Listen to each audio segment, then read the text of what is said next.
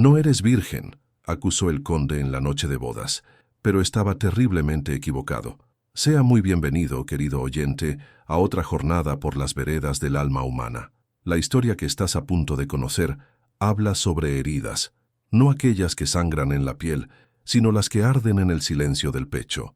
Habla sobre el orgullo que destruye, sobre verdades que llegan demasiado tarde y sobre la valentía necesaria para reconstruir lo que un día juzgamos imposible de reparar. ¿Alguna vez has mirado a alguien y te has dado cuenta, demasiado tarde, de que la juzgaste de forma injusta? ¿Has cargado con un resentimiento que, con el tiempo, descubriste que estaba basado en mentiras? ¿Has necesitado pedir perdón sabiendo que tal vez nunca lo recibirías? Esta es la historia de Rafael y Beatriz.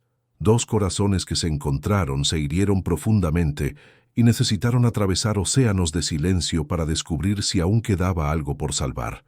¿Y tú? ¿Desde dónde nos estás viendo ahora? Déjanos aquí en los comentarios tu ciudad. Me encanta saber de dónde vienen las personas que comparten estas historias conmigo. Si este tipo de narrativa toca tu corazón, te pido que dejes tu like y te suscribas al canal. Tu participación me ayuda a seguir trayendo historias que hablan de lo que realmente importa: el amor, la dignidad y la capacidad humana de empezar de nuevo. Ahora, ponte cómodo, respira hondo y déjate sumergir en esta historia que atraviesa continentes y años, pero que en el fondo habla sobre la jornada más importante de todas, la que hacemos hacia nuestro interior. Años 2016 a 2024. Lugares: São Paulo, Brasil; Lisboa e Isla de São Miguel, Azores, Portugal.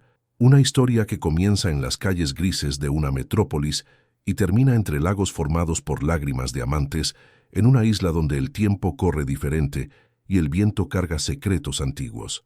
São Paulo, febrero de 2016. El espejo nunca mentía, y tal vez por eso Rafael Monteiro evitaba mirarse en él durante demasiado tiempo. La cicatriz comenzaba en el hombro izquierdo, serpenteaba por la clavícula como un río de piel arrugada y subía hasta la base del cuello, un mapa de dolor grabado en carne viva a los 14 años y nunca completamente curado. No por la falta de cirugías o tratamientos caros que la fortuna de la familia Monteiro podía pagar, sino porque ciertas heridas eligen permanecer visibles, como recordatorios tercos de noches que nunca deberían haber existido. Aquella mañana de febrero, el calor húmedo de São Paulo entraba por la ventana del apartamento en Higienópolis como un aliento pesado. Rafael se vestía con la camisa de lino con movimientos automáticos, abotonándola hasta el último botón para esconder lo que no quería que nadie viera. Tenía 34 años, cabello castaño que empezaba a platearse en las sienes y ojos de un verde grisáceo que algunas mujeres llamaban bonitos, pero que él sabía que eran simplemente tristes. El café ya se enfriaba sobre la mesa de mármol cuando su celular vibró. Era Helena, la secretaria de su padre, informando que los arquitectos contratados para la restauración del solar de los Monteiro esperaban confirmación para la reunión de la tarde. Rafael respondió con pocas palabras, siempre con pocas palabras, y colgó. El solar de los Monteiro era una casona centenaria en el barrio de Pinheiros, construida por el bisabuelo de Rafael en una época en la que São Paulo aún olía a café y a promesas de grandeza. Durante décadas sirvió como residencia de la familia, hasta que los negocios inmobiliarios crecieron demasiado y todos se mudaron a apartamentos modernos con porteros y cámaras de seguridad. El solar se quedó vacío, sus ventanas de vidrio esmerilado acumulando polvo, sus jardines de invierno marchitándose sin el toque de manos cuidadosas. Ahora, el patriarca Enrique Monteiro, ya con 80 años y una salud que declinaba con cada estación, había decidido que la casona se transformaría en un centro cultural, un legado, decía él, para la ciudad que había forjado la fortuna de la familia. Rafael fue designado para supervisar el proyecto, no por vocación, sino por obligación. Los Monteiro no cuestionaban las decisiones patriarcales, simplemente las cumplían. La reunión tuvo lugar a las 3 de la tarde, en el propio solar. Rafael estacionó su coche en la entrada de grava y se quedó unos minutos observando la fachada amarillenta por el tiempo. Las tejas de barro presentaban huecos aquí y allá, como dientes que faltan en una sonrisa antigua. Las bugambillas, antaño exuberantes, ahora colgaban marchitas por las barandillas de hierro forjado. Había algo conmovedor en aquella decadencia silenciosa, algo que hablaba sobre lo que sucede cuando dejamos de cuidar las cosas que amamos. Dentro de la casona, el aire tenía ese olor característico de los lugares cerrados por demasiado tiempo: papel antiguo, madera húmeda, memorias en descomposición.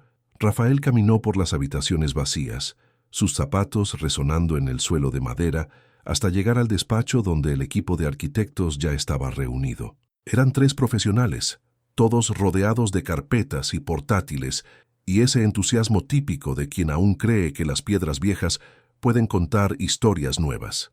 Rafael saludó al arquitecto principal, un hombre de mediana edad llamado Fernando, y estaba a punto de sentarse cuando la puerta se abrió una última vez, y ella entró.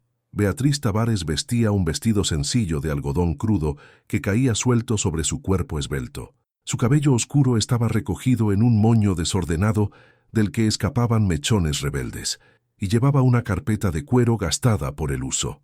Tenía 28 años, piel morena de sol, y ojos de un castaño tan profundo que parecían guardar demasiados secretos para una sola persona. Rafael sintió que algo se movía en su pecho, un desplazamiento sutil, como cuando pisamos un suelo que parecía firme y descubrimos que era arena movediza. Ella lo saludó con un apretón de manos breve y profesional. Su voz era grave para una mujer, melodiosa de una forma que recordaba a los violonchelos en salas vacías. Beatriz Tavares, soy la especialista en restauración de patrimonio histórico.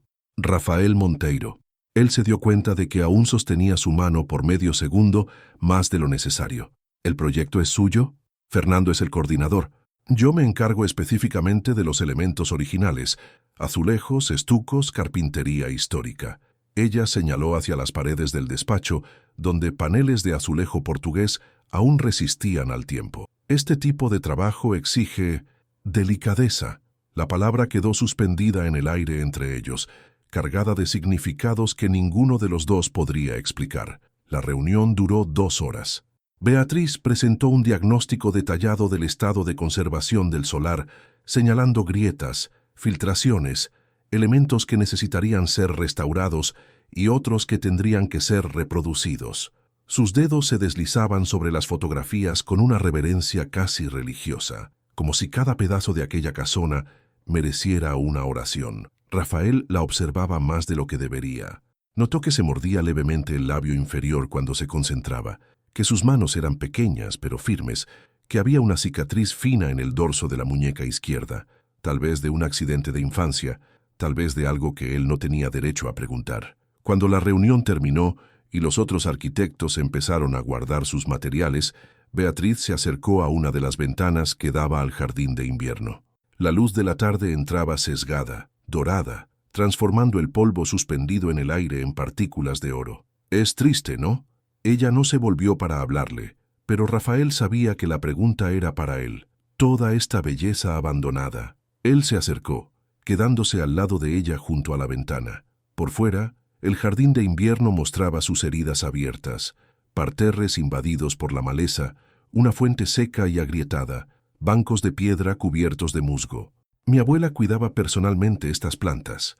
Las palabras escaparon antes de que Rafael pudiera contenerlas. La recuerdo de rodillas en la tierra, con las manos sucias, completamente feliz. Beatriz finalmente lo miró. Había curiosidad en sus ojos y algo más, una especie de reconocimiento, como si ella viera en él algo que otros no lograban ver. Entonces no es solo restaurar paredes, es restaurar memorias. Rafael tragó saliva. Hacía años que no pensaba en su abuela, en las tardes que pasó a su lado en aquel mismo jardín, antes del fuego, antes del dolor, antes de que todo se transformara en cenizas y silencio. Tal vez. Su voz salió más ronca de lo que pretendía. Si eso aún es posible. Beatriz no respondió, solo volvió a mirar el jardín abandonado, su perfil recortado contra la luz dorada, y Rafael tuvo la sensación inexplicable de que su vida acababa de cambiar para siempre. Él no sabía en aquel momento que ella llevaba un apellido que él había aprendido a odiar desde los 14 años. No sabía que el destino, con su ironía cruel, estaba a punto de tejer la más dolorosa de las trampas, y ciertamente no sabía que, en pocos meses, sería él mismo el verdugo de un amor que apenas comenzaba a nacer. São Paulo, Marzo de 2016. Las obras en el solar de los Monteiro comenzaron un lunes de marzo, cuando el calor paulistano ya daba señales de tregua y las primeras lluvias de otoño humedecían las aceras de la ciudad. Beatriz llegaba siempre a las 7 de la mañana, antes que cualquier obrero, y se quedaba largos minutos parada ante la casona, como si pidiera permiso a las paredes para tocarlas. Rafael descubrió este ritual por casualidad, una mañana en la que el insomnio lo expulsó del apartamento más temprano de lo habitual. Estacionó el coche en la esquina y la observó de lejos, una figura pequeña ante la fachada monumental, los ojos cerrados, los labios moviéndose en palabras que el viento se llevaba antes de que pudieran ser oídas. Él no la interrumpió, solo se quedó allí, escondido en las sombras de la mañana, sintiéndose un intruso en algo sagrado. En los días que siguieron, Rafael empezó a frecuentar el solar con una asiduidad que sorprendió a todos, incluido él mismo. Inventaba excusas, reuniones que no existían, documentos que necesitaban firmas, dudas sobre el cronograma que podían resolverse perfectamente por teléfono, pero la verdad era otra, y él lo sabía, quería verla. Beatriz trabajaba con una concentración que rozaba el trance. Sus manos se deslizaban sobre los azulejos centenarios con la misma delicadeza con la que se toca el rostro de un enfermo amado, identificando grietas invisibles, capas de pintura que escondían patrones originales, heridas que el tiempo había intentado disfrazar. Hablaba con los materiales como si fueran seres vivos. «Este estuco está cansado», decía, o «la madera aquí aún recuerda lo que fue». Un final de tarde, Rafael la encontró en el jardín de invierno. Ella había comenzado a limpiar los parterres, sus manos sumergidas en la tierra oscura, arrancando maleza con una paciencia que él envidiaba. La luz del ocaso entraba por los cristales polvorientos, tiñéndolo todo de naranja y rosa. «No deberías estar haciendo esto». Rafael se acercó con las manos en los bolsillos. «Podemos contratar jardineros». Beatriz levantó los ojos, con una ligera sonrisa en los labios sucios de tierra. «Lo sé, pero a veces necesito sentir las cosas con las manos. Es la única forma de entender de verdad». Él vaciló por un momento, luego se arrodilló al lado de ella. El suelo estaba húmedo, el olor a tierra mojada subía como una ofrenda antigua.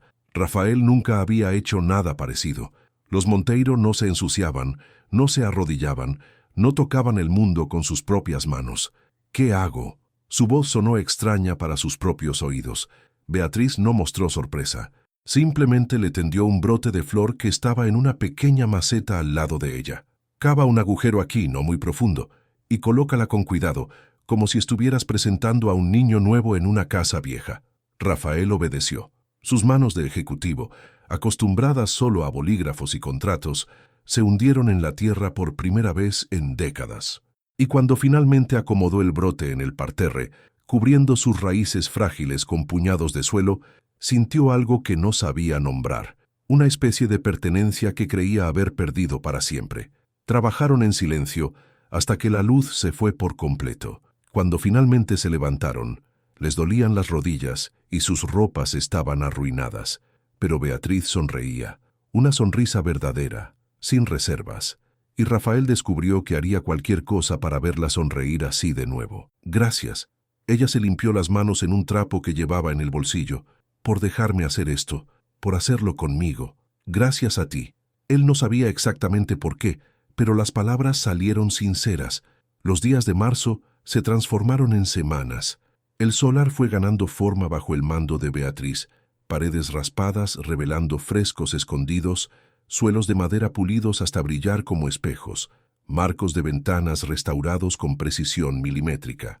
Pero el verdadero trabajo, el que nadie veía, ocurría en las tardes que los dos pasaban juntos en el jardín de invierno. Rafael empezó a llegar más temprano y a irse más tarde. Traía café en termos y pastelillos de la pastelería portuguesa de la esquina. Beatriz correspondía con frutas secas y castañas que compraba en el mercado municipal, porque el trabajo manual exige energía, decía, con esa sonrisa que lo desarmaba. Hablaban de todo y de nada. Beatriz hablaba de su formación en Lisboa, de cómo había aprendido el oficio de restauradora con un viejo maestro azoriano que trataba cada edificio histórico como un paciente en recuperación. Hablaba de su madre, una costurera de Minas Gerais que la había criado sola en un apartamento de una habitación en el Brás. Hablaba poco de su padre, y Rafael no preguntaba. Todo el mundo tenía derecho a sus silencios. Él, por su parte, hablaba menos. No sabía hablar de sí mismo sin tropezar en las trampas del pasado. Pero Beatriz no exigía confesiones. Se contentaba con los fragmentos que él ofrecía, y en los silencios que se extendían entre ellos, en las miradas intercambiadas sobre tazas de café frío, se iba construyendo una intimidad, delicada, paciente, como una planta que insiste en nacer entre las piedras.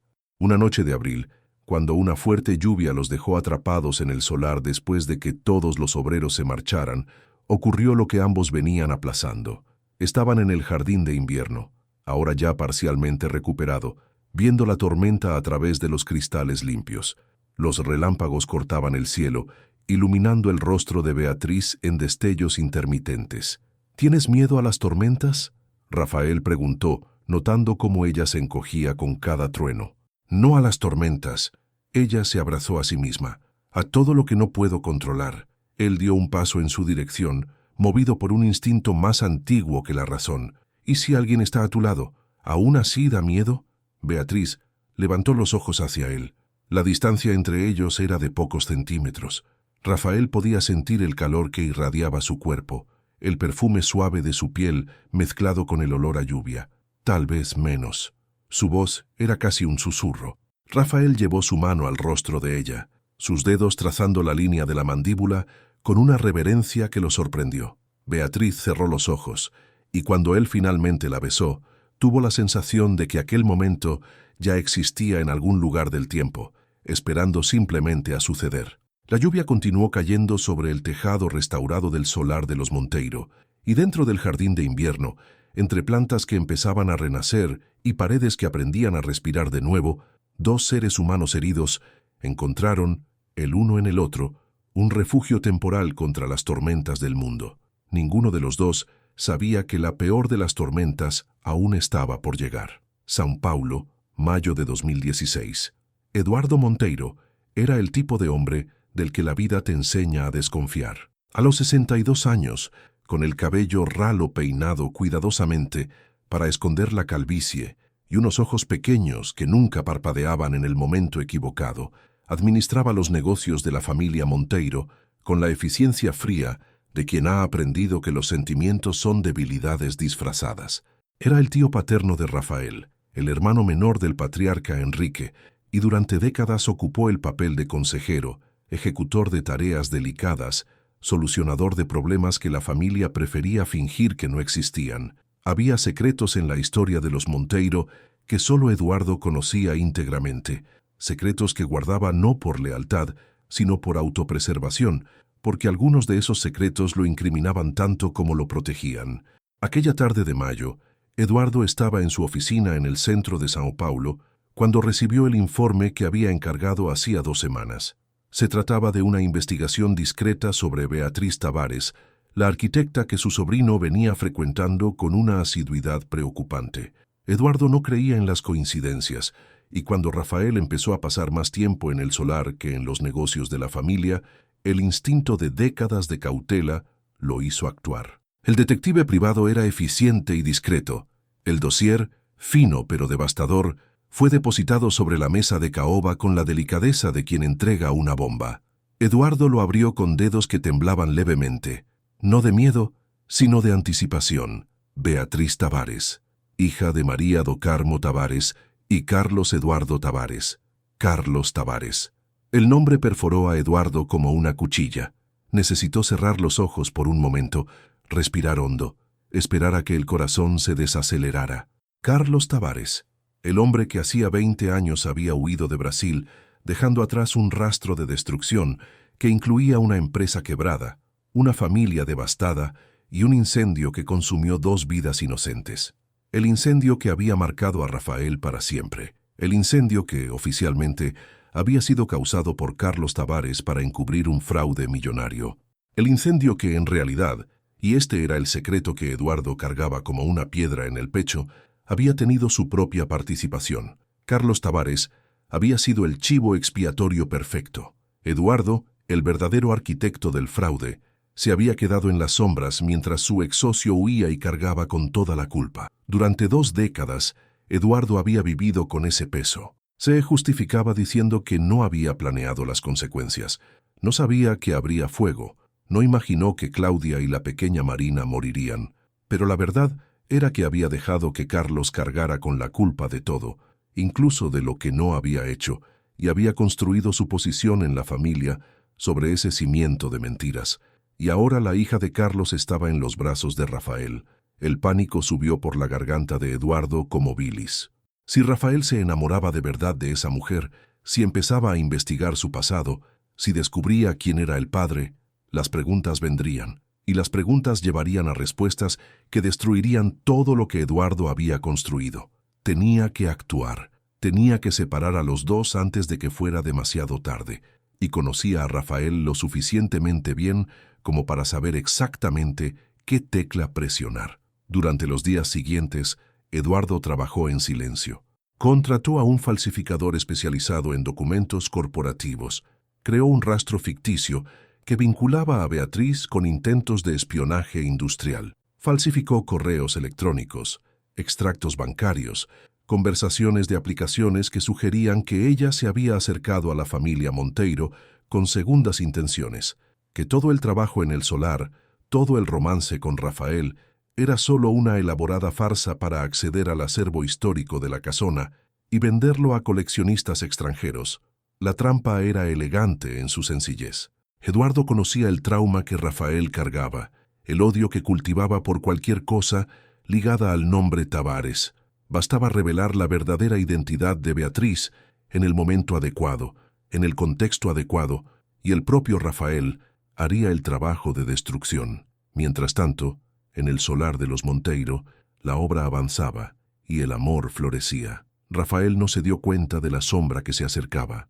Estaba demasiado ocupado descubriendo que aún era capaz de sentir que las paredes que había levantado alrededor de sí mismo durante 20 años tenían grietas por donde la luz lograba entrar. Beatriz era esa luz, suave, persistente, transformadora. Paseaban por el jardín de invierno en las tardes calurosas, planeando qué especies plantarían cuando la restauración estuviera completa. Cenaban en restaurantes discretos donde nadie los conocía, aprendiendo el uno del otro a través de historias compartidas y silencios cómodos.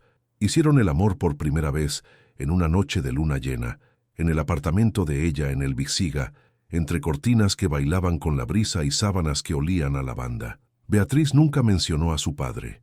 No porque tuviera algo que ocultar. Ella había descubierto la verdad sobre Carlos Tavares a los 18 años, cuando su madre finalmente confesó por qué el hombre que la había abandonado antes de su nacimiento nunca había enviado ni una carta.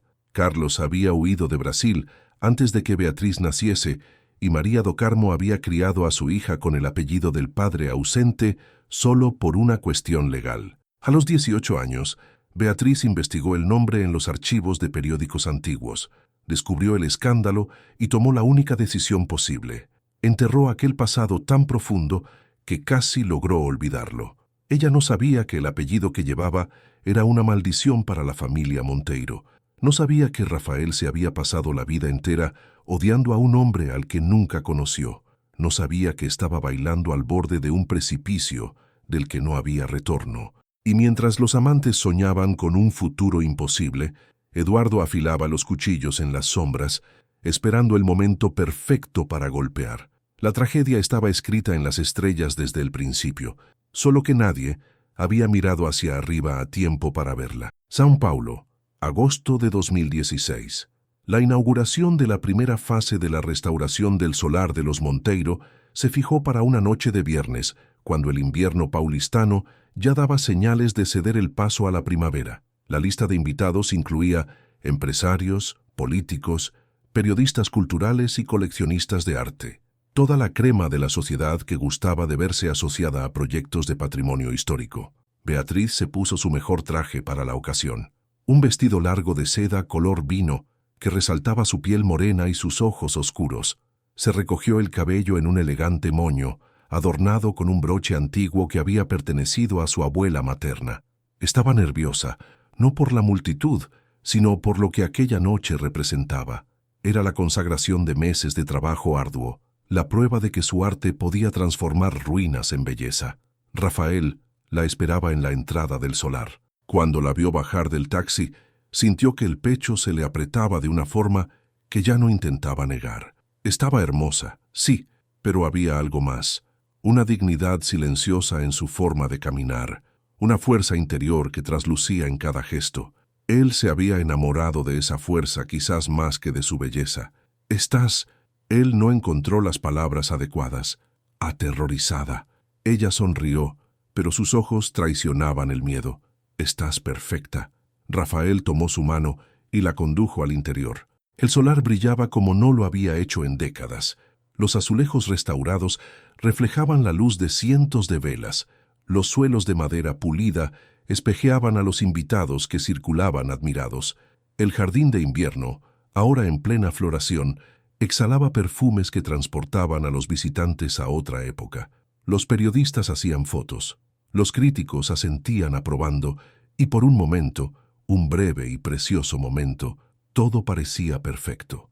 Eduardo Monteiro llegó alrededor de las 9 de la noche, cuando la fiesta ya estaba en su apogeo. Vestía un traje oscuro impecable y llevaba una carpeta de cuero bajo el brazo. Sus ojos pequeños barrieron el salón hasta encontrar a Rafael y Beatriz, parados junto a una de las ventanas restauradas, tan absortos el uno en el otro que no notaban el mundo a su alrededor. El momento había llegado. Eduardo se acercó con pasos medidos. «Sobrino, señorita Tavares». Rafael se volvió sorprendido. «¿Tío Eduardo? No sabía que vendría. Hay asuntos urgentes que necesitamos discutir». Los ojos de Eduardo se fijaron en Beatriz con una frialdad que la hizo retroceder instintivamente. «En privado. Puede hablar aquí mismo». Rafael frunció el ceño. «Beatriz es de mi confianza. Entonces tal vez sea ella quien deba explicar esto». Eduardo abrió la carpeta y sacó una serie de documentos, extendiéndoselos a Rafael. «He recibido esta información esta mañana. Pensé que deberías verla antes de que fuera demasiado tarde». Rafael tomó los papeles con manos que empezaban a temblar sin que él supiera por qué. Las primeras hojas mostraban extractos bancarios con transferencias sospechosas. Luego venían capturas de pantalla de conversaciones que sugerían negociaciones ilegales. Y por último, certificados, documentos de identidad, un árbol genealógico que descendía como una sentencia. Beatriz Tavares, hija de Carlos Eduardo Tavares. El suelo pareció abrirse bajo los pies de Rafael. El nombre que había pasado 20 años odiando, el nombre que asociaba al fuego, al dolor, a la pérdida de todo lo que amaba, estaba allí, ligado a la mujer que acababa de descubrir que amaba. Rafael. Beatriz vio cómo cambiaba su expresión y sintió que se le helaba la sangre. ¿Qué está pasando? Él levantó los ojos de los documentos. La transformación era terrible de ver. Donde antes había ternura, ahora existía solo un vacío helado, una puerta cerrándose para no volver a abrirse nunca. «Carlos Tavares es tu padre». No era una pregunta. Beatriz palideció. «Iba a contártelo. Iba a explicarte». «¿Contarme qué? ¿Que te acercaste a mí para qué? ¿Para robar el acervo de la familia? ¿Para terminar lo que tu padre empezó? Rafael, no sé de qué estás hablando». Las lágrimas empezaron a correr por su rostro. «Ni siquiera conocí a mi padre. Abandonó a mi madre antes de que yo naciera. Conveniente». La voz de Rafael era un hilo de hielo, una historia perfecta para desarmar sospechas. Los invitados empezaban a notar la conmoción.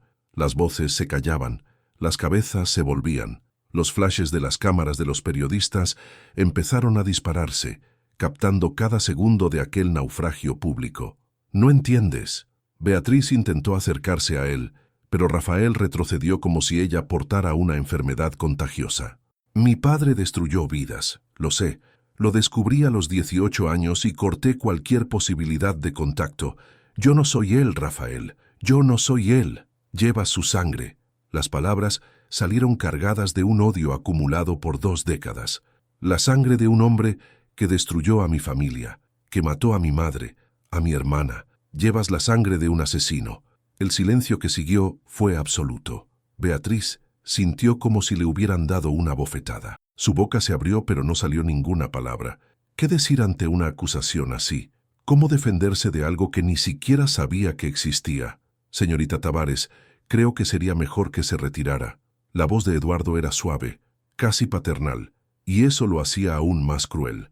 Ya hemos llamado a seguridad. Y entonces vinieron los guardias, 2 hombres de traje que la sujetaron por los brazos con una firmeza que la hizo tropezar con sus propios pies.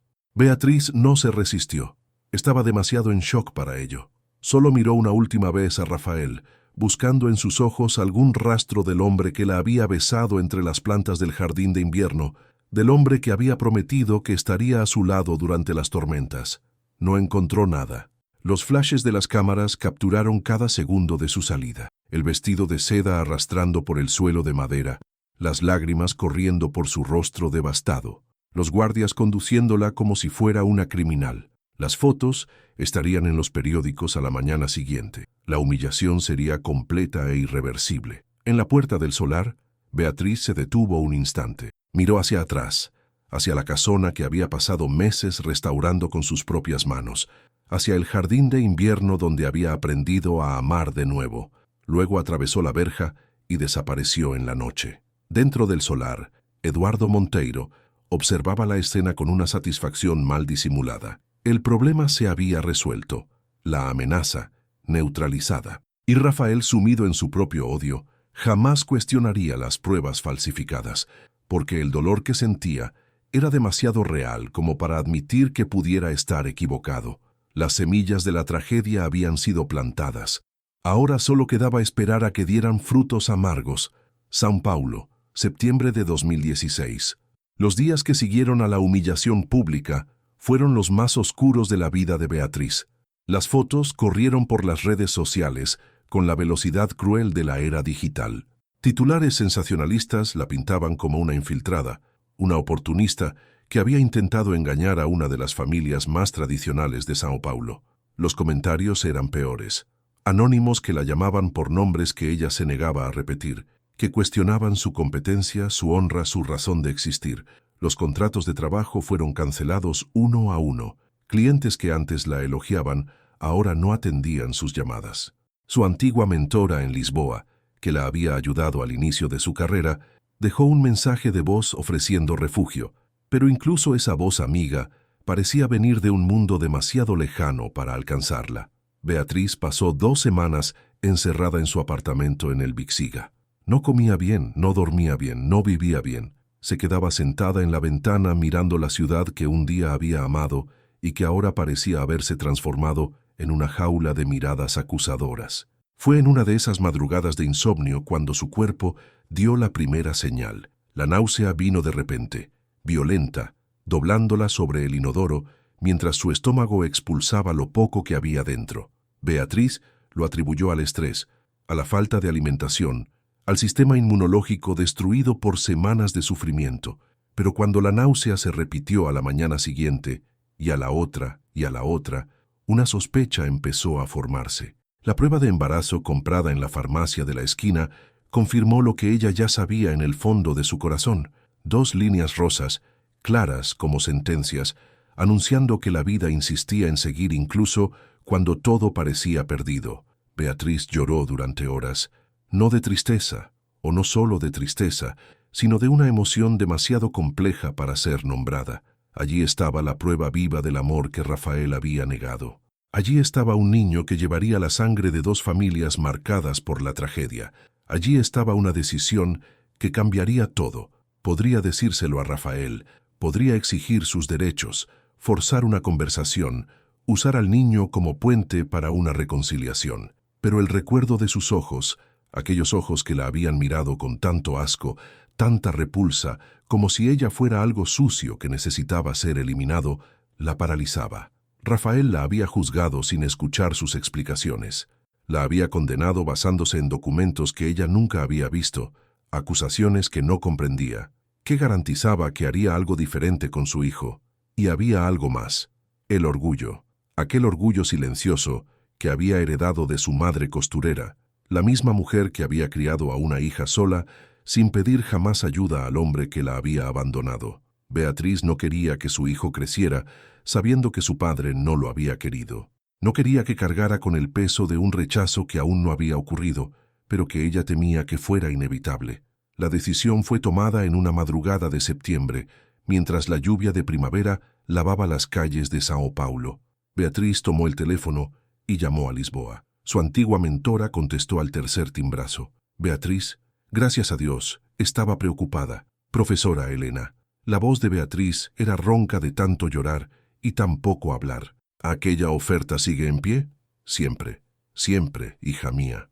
Acepto, pero necesito una condición.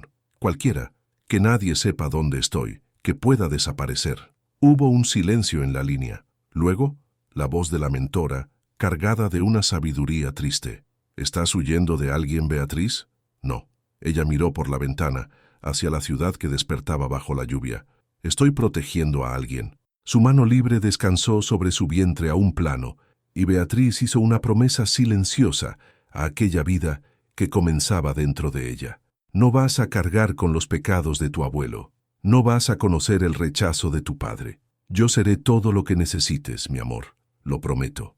Una semana después embarcó en un vuelo nocturno hacia Lisboa. Llevaba solo 2 maletas, algunos ahorros y un bebé del tamaño de una semilla floreciendo en su vientre. No dejó dirección, no se despidió de nadie. Simplemente se borró de la vida paulistana como si nunca hubiera existido. En el aeropuerto, mientras esperaba el embarque, Beatriz sacó del bolsillo un sobre arrugado. Dentro había una única fotografía, ella y Rafael en el jardín de invierno del solar, en una tarde de abril, sonriendo a la cámara del celular como si el mundo estuviera hecho solo de posibilidades. Miró la imagen por un largo momento, memorizando cada detalle del rostro del hombre al que había amado. Luego rompió la foto en pedazos tan pequeños que parecían confeti. Los trozos cayeron en la papelera del aeropuerto y con ellos Beatriz intentó dejar atrás todo lo demás. El dolor, la humillación, el amor que no fue capaz de sobrevivir a la primera tormenta. Pero hay cosas que no pueden ser rotas. Hay heridas que viajan con nosotros sin importar cuántos océanos crucemos. Y hay verdades que, tarde o temprano, encuentran su camino de vuelta a la luz. Mientras el avión cortaba el Atlántico rumbo a un nuevo continente, Beatriz se quedó dormida con la mano sobre su vientre, soñando con un hijo que tendría los ojos de su padre y que jamás lo sabría. Y en São Paulo, Rafael Monteiro se quedó despierto mirando por la ventana, sin saber por qué la ausencia de ella le dolía más que la traición que creía haber sufrido. São Paulo, 2016-2019. Los meses se transformaron en años con la lentitud cruel de las heridas que se niegan a cicatrizar. Rafael se sumergió en el trabajo como quien se ahoga en el mar, no para nadar, sino para olvidar que necesita respirar. Transformó el solar de los Monteiro en el centro cultural más prestigioso de la ciudad, organizando exposiciones que atraían multitudes, conciertos que se agotaban en horas, eventos que ocupaban las portadas de las revistas de cultura. La casona centenaria renació bajo su administración, cada rincón restaurado, cada jardín florecido, cada sala iluminada. Todas las habitaciones, excepto una, el jardín de invierno, permaneció intacto. Rafael mandó cerrar las puertas que daban acceso a él, alegando problemas estructurales que no existían. Los empleados obedecieron sin preguntas. Habían aprendido que ciertos asuntos no debían ser abordados, y el jardín de invierno era uno de ellos. Por la noche, cuando el solar cerraba y los últimos visitantes se marchaban, Rafael a veces caminaba hasta aquellas puertas cerradas. Se quedaba allí, con la mano apoyada en la madera fría, escuchando el silencio del otro lado. Sabía que las plantas que él y Beatriz habían plantado juntos probablemente ya estarían muertas. Nadie las regaba, nadie las podaba, nadie las amaba. Pero no era capaz de abrir aquellas puertas para confirmarlo. Tal vez porque ver las plantas muertas haría demasiado real lo que había hecho. Tal vez porque aún quedaba, en algún rincón terco de su corazón, una esperanza idiota de que todo no había sido más que una pesadilla. Las pesadillas, por cierto, se convirtieron en compañeras constantes. Siempre el mismo sueño, con variaciones mínimas. Está en el salón del solar, rodeado de invitados, y de repente ve a Beatriz al otro lado del salón. Lleva el vestido color vino, tiene los ojos rojos de llorar y lo mira con una expresión que mezcla dolor y pregunta. Él intenta caminar hacia ella, pero la multitud no le deja pasar. Intenta gritar su nombre, pero la voz no sale. y entonces aparecen los guardias y se la llevan, y él se despierta con el pecho apretado y la certeza de que ha perdido algo que nunca más volverá a encontrar. Tiago Almeida, su mejor amigo desde la facultad, fue el único que se atrevió a confrontarlo. Una noche de agosto de 2017, casi un año después del escándalo, los dos estaban en un bar de jazz en el centro de Sao Paulo. Tiago era abogado, pragmático por profesión y escéptico por naturaleza, y había algo en su mirada que Rafael reconoció, la expresión de quien está a punto de decir una verdad incómoda. He investigado los documentos que presentó tu tío. Tiago no era de los que preparaban el terreno. Hay inconsistencias. Rafael se puso rígido. No quiero hablar de eso. Sé que no quieres, pero necesitas escuchar. Tiago sacó una carpeta del interior de su chaqueta, siempre preparado, como buen abogado. Los extractos bancarios fueron fabricados. Las fechas no coinciden, los códigos de transacción no existen en el sistema, y las conversaciones de la aplicación tienen metadatos que no corresponden al periodo indicado. ¿Qué estás sugiriendo? Estoy sugiriendo que alguien falsificó pruebas contra ella. Y estoy preguntando por qué no quieres saber quién fue. Rafael se quedó en silencio por un largo momento. El sonido del saxofón llenó el vacío entre ellos. Notas tristes que parecían arrancar confesiones del aire. Porque si admito que ella era inocente, dijo finalmente con la voz casi inaudible, entonces el monstruo de esta historia no es ella, soy yo. Tiago no respondió.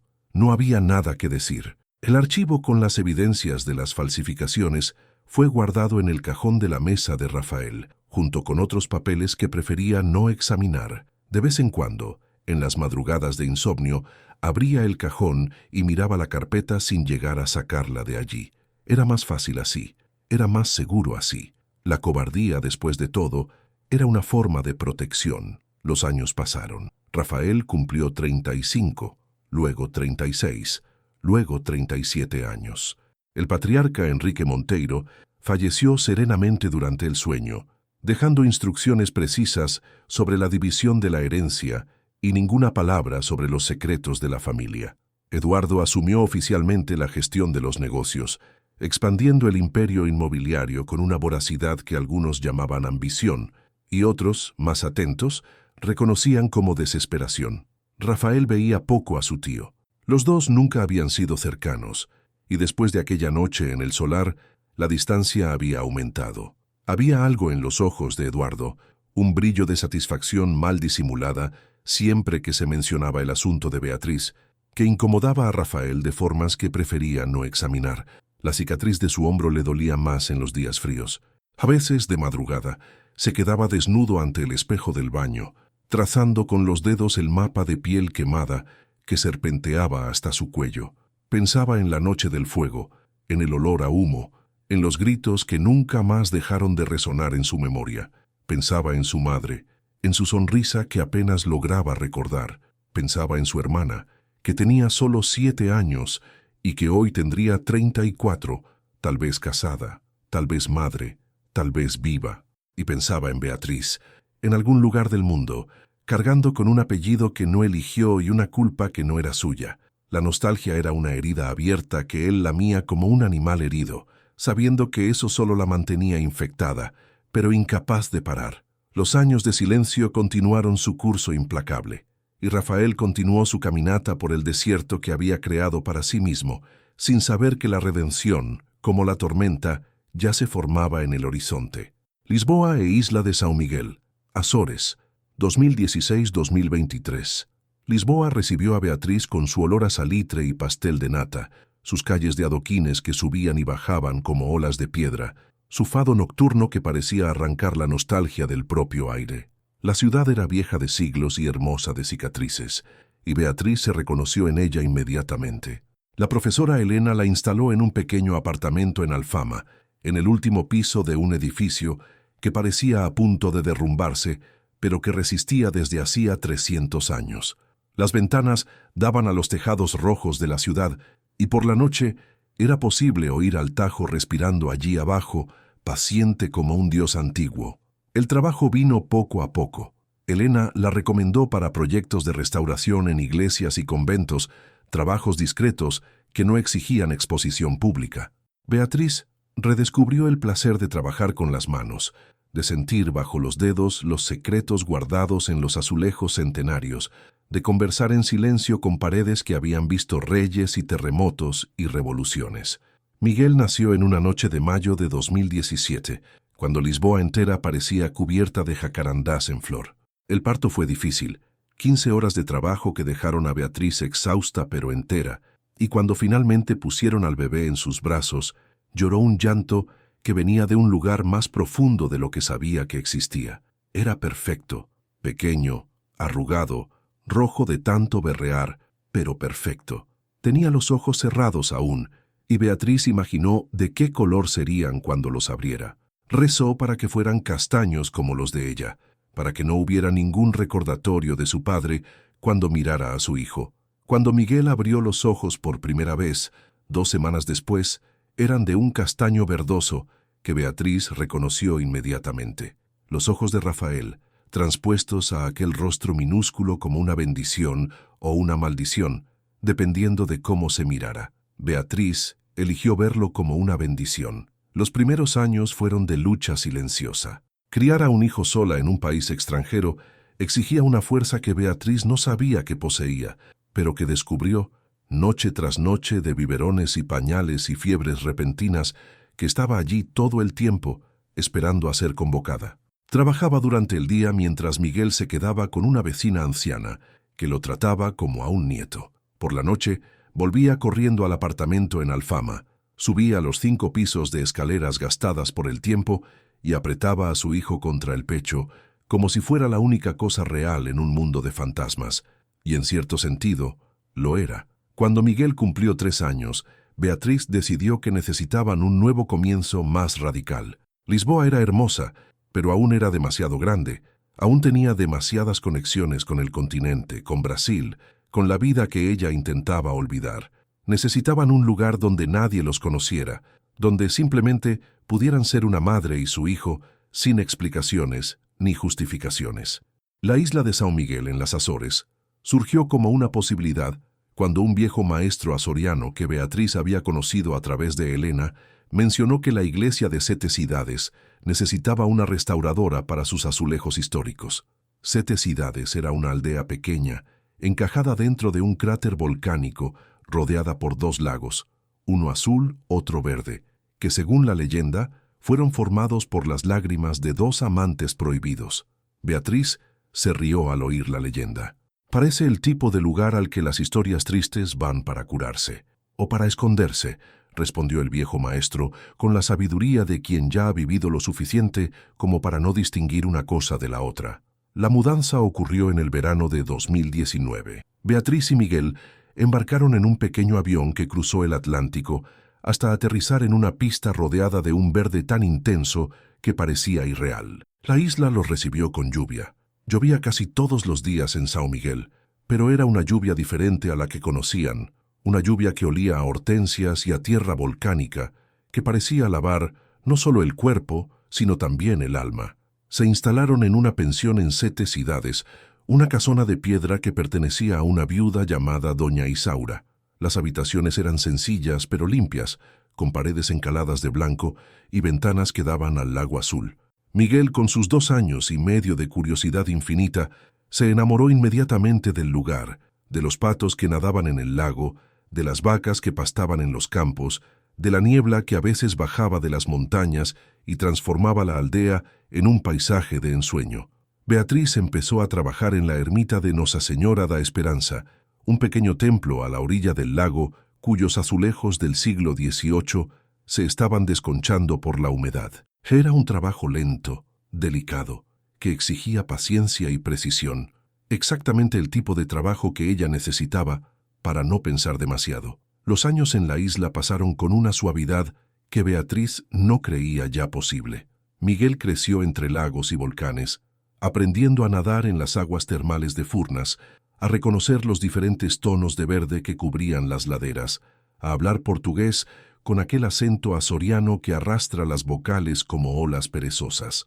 Era un niño quieto, observador, que prefería dibujar a correr, que pasaba horas sentado a la orilla del lago llenando cuadernos con bocetos de pájaros y barcos y rostros imaginarios. Beatriz a veces tomaba esos cuadernos cuando Miguel dormía y hojeaba los dibujos con una ternura que le apretaba el corazón.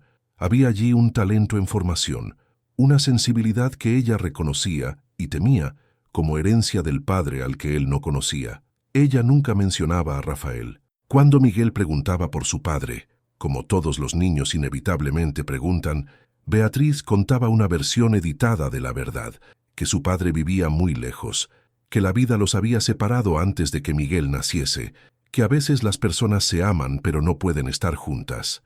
Miguel aceptaba esas explicaciones con la resignación pragmática de los niños, pero Beatriz veía las preguntas acumulándose en sus ojos, aquellos ojos castaño verdosos que la asediaban cada vez que lo miraba. Había cartas que ella escribía, pero nunca enviaba, una caja entera de ellas guardada en el fondo del armario, dirigidas a un hombre al otro lado del océano que no sabía que tenía un hijo. Cartas de rabia, de nostalgia, de un perdón que aún no sentía, de un amor que aún no lograba matar.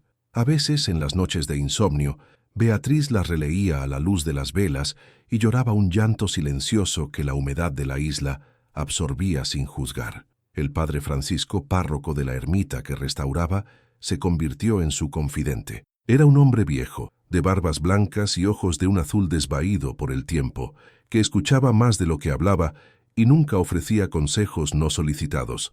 Beatriz empezó a asistir a la misa de las 7 de la mañana más por su compañía que por fe, y en las conversaciones que tenían después a la sombra de las hortensias, fue contando poco a poco la historia que cargaba. «Aún lo amas», dijo el padre un día de otoño, mientras caminaban por la orilla del lago. No era una pregunta. Beatriz no respondió. «Amar no es pecado, hija, incluso cuando duele. Él me destruyó, padre». Su voz salió ronca. «Me humilló frente a cientos de personas, me acusó de cosas que no hice, nunca intentó escucharme, y aún así aún lo amas». Beatriz dejó de caminar. El lago estaba quieto como un espejo, reflejando un cielo cargado de nubes. No sé si es amor, tal vez sea solo nostalgia, tal vez sea la parte de mí que aún no ha conseguido aceptar que terminó, o tal vez sea la parte que sabe que aún no ha terminado. El padre continuó caminando, dejando a Beatriz allí, parada a la orilla de las aguas que, según la leyenda, cargaban las lágrimas de amantes separados por el destino. Ella se quedó mirando el lago durante mucho tiempo, pensando en todas las formas que el amor puede asumir, y en todas las formas en que puede destruirnos. São Paulo, enero de 2024. Eduardo Monteiro siempre supo que los secretos pesan más con el tiempo. Durante años, había logrado cargar con el peso de las mentiras, de las manipulaciones, de las verdades enterradas que sustentaban su posición en la familia. Pero a los 70 años, con el cuerpo flaqueando y la mente cada vez más visitada por fantasmas, descubrió que ciertas cargas no pueden ser soportadas para siempre. La primera señal vino un día común de diciembre de 2023, cuando Eduardo se despertó con un dolor en el pecho que le hizo pensar que había llegado su hora. No era así.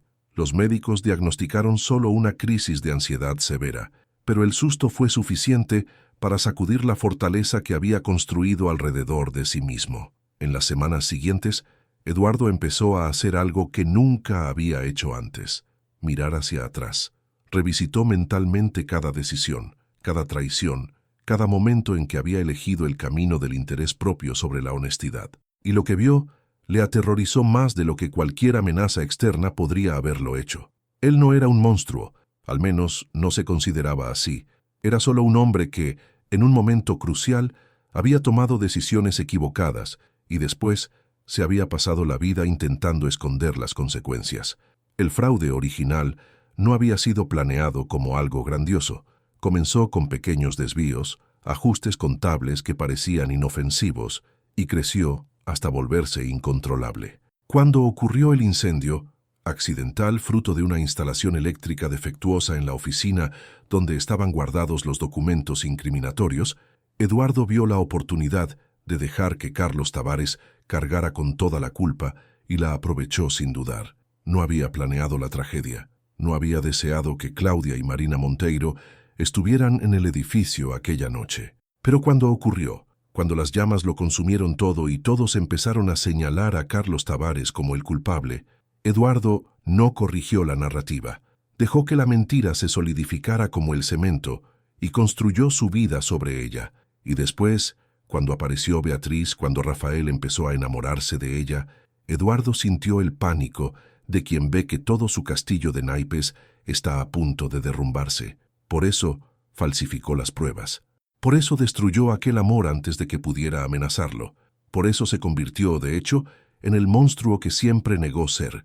En enero de 2024, Eduardo tomó una decisión. Lo escribiría todo. Una confesión completa, detallada, sin omisiones.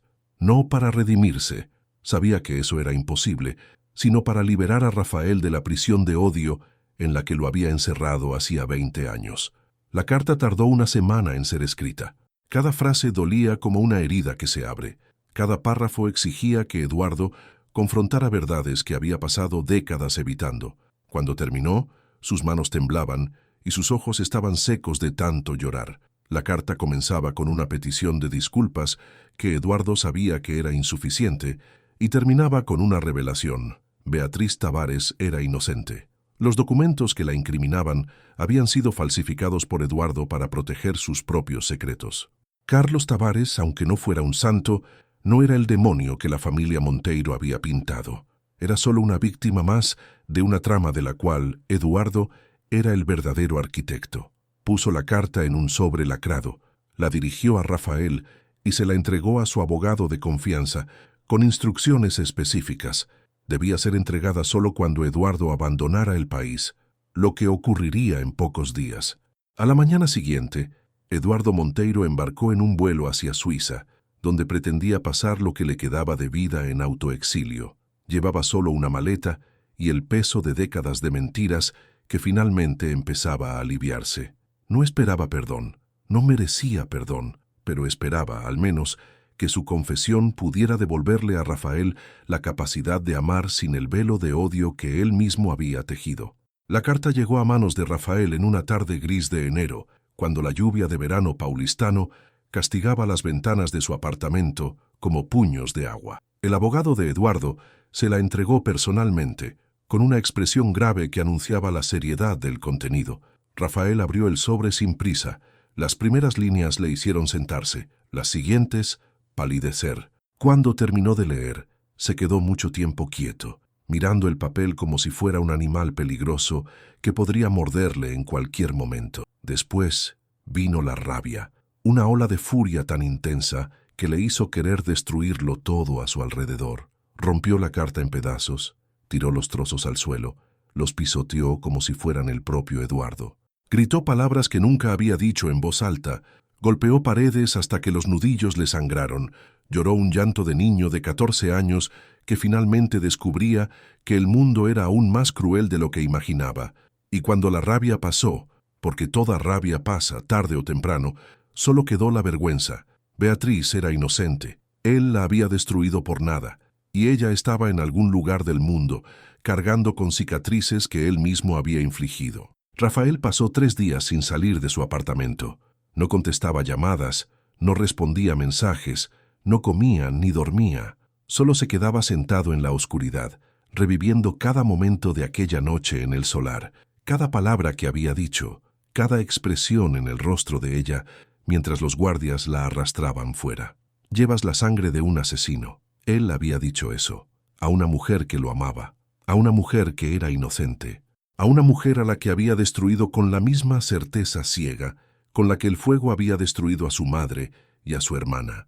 La ironía era demasiado cruel para soportarla. Al 4.º día, apareció Tiago. Usó la llave de repuesto que tenía para emergencias.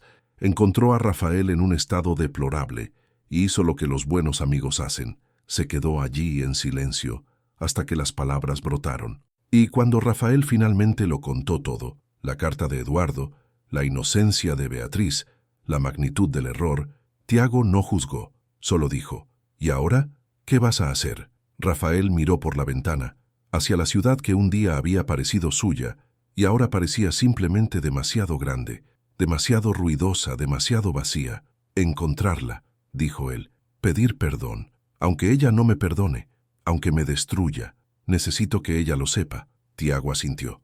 Entonces empecemos.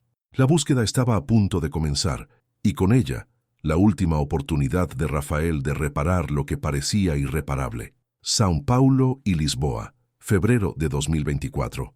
Encontrar a alguien que no quiere ser encontrada es uno de los trabajos más difíciles del mundo, especialmente cuando esa persona ha tenido 8 años para borrar sus rastros.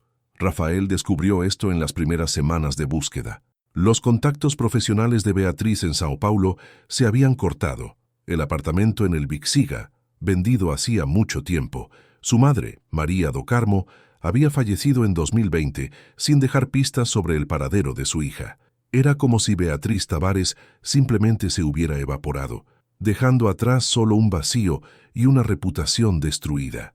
Tiago sugirió contratar a un investigador privado, alguien con experiencia en casos internacionales. Si salió del país, necesitamos a alguien que sepa navegar por las burocracias extranjeras. El nombre de Inés Ferreira apareció tras algunas consultas.